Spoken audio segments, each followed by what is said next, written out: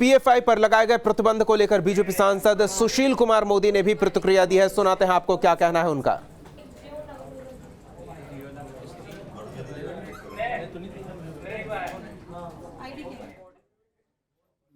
देश विरोधी गतिविधियों में शामिल होने के कारण केंद्र सरकार ने पीएफआई पर 5 वर्षों का प्रतिबंध लगा दिया है।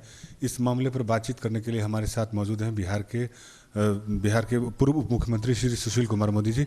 उनसे हम बात करते हैं।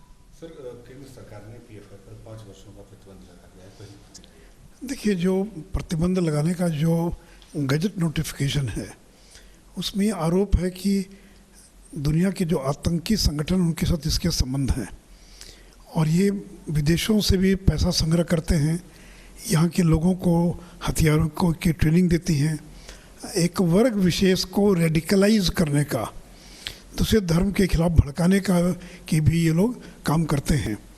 और पिछले दिनों जब पटना के अंदर फुलवारी में रेड हुआ था तो एक दस्तावेज पाया गया था जिसमें यह उल्लेख था कि 2047 तक भारत को मुस्लिम राष्ट्र में कन्वर्ट कर देना है। तो अफ़गानिस्तान, सीरिया, इराक के जो आतंकी संगठन हैं उनके साथ भी इनके संबंध हैं, इसके प्रमाण मिले हैं। दर्जनों हत्याएं इन लोगों ने की है। केरल में एक प्रोफेसर का हाथ काट लिया उन्होंने, बाद में उसकी मृत्यु हो गई। तो इस प्रकार की राष्ट्र विरोधी गतिविधियों में संलग्न रहने वाले संगठनों पर प्रतिबंध लगाना बहुत ही उचित है। लेकिन दुख है इस बात का कि लालू यादव, शिवानंद तिवारी, माले, इस तरह के जो संगठन है, जनता दल के नेता, वो लोग पीएफआई के पक्ष पे खड़े हुए दिखाई पड़ रहे हैं। अभी लालू जी का बयान आया है, बलियावी जी का बयान आया है, शिवानंद तिवारी का तो परसों बयान आया कि पाकिस्तान जिंदाबाद का नारा लगाना कोई गलत नहीं, ये भी एक विरोध करने का तरीका है। देखिए, हमारे आरएसएस से वैचारिक मतभेद हो सकते हैं, लेकिन आरएसएस कोई आतंकवादी संगठन नहीं है, कोई राष्ट्र विरोधी संगठन नहीं है। वो केवल हिंदुओं को संगठित करने का काम करता है।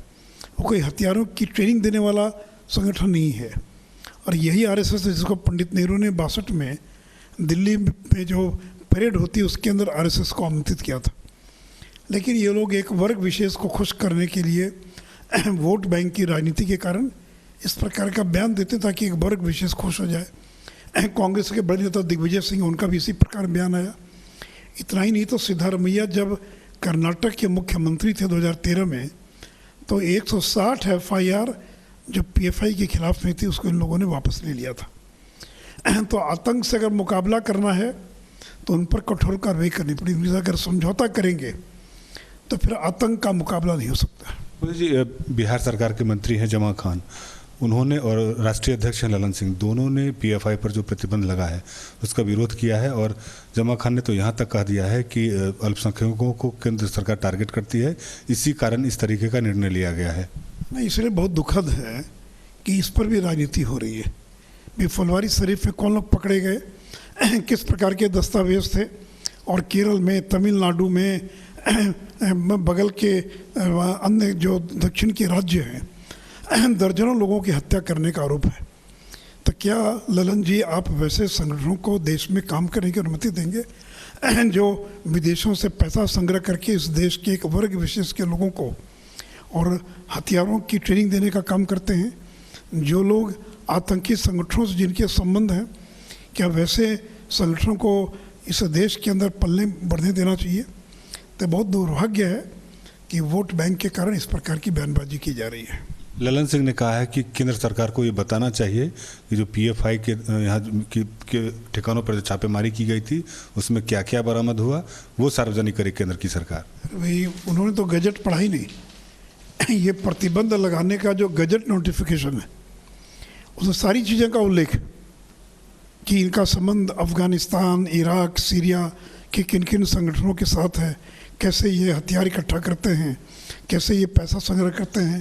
तो एक बार ललन जी इसको पढ़ तो लीजिए कम से कम, जो गृह विभाग का जो नोटिफिकेशन है। तो इससे मैंने कहा कि देखिए, इनको देश हित से मतलब नहीं। अगर ऐसे लोगों के हाथ में गलती से भी अगर देश की सत्ता आ गई तो ये देश बर्बाद हो जाएगा।